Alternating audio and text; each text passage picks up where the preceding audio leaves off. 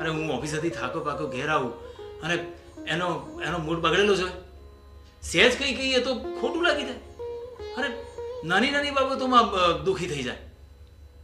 તમે નહીં માનો, ટીવી સિરિયલ જોતા જોતા રડે છે અને કોઈ વાર તો એટલું બધું રડે કે આપણે ગભરાઈ જઈએ.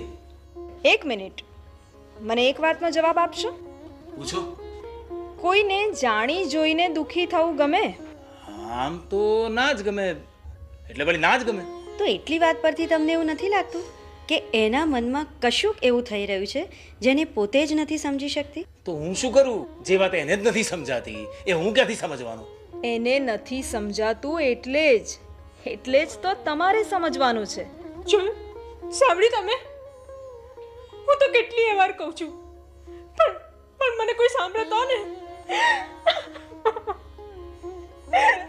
આટલા વર્ષો મેં આખા ઘરની સંભાળ રાખી, બધાને સાચવ્યા, અને હવે જ્યારે મારી સંભાળ રાખવાની વાત આવી ને ત્યારે કોઈને પાડી નથી મારી. જોયું ને તમે જોયું? જે ઘરોમાં પત્ની, માં કે ભાભી 40ની આસપાસ પહોંચવા લાગે એ બધા જ ઘરોમાં આ ફરિયાદ સામાન્ય છે.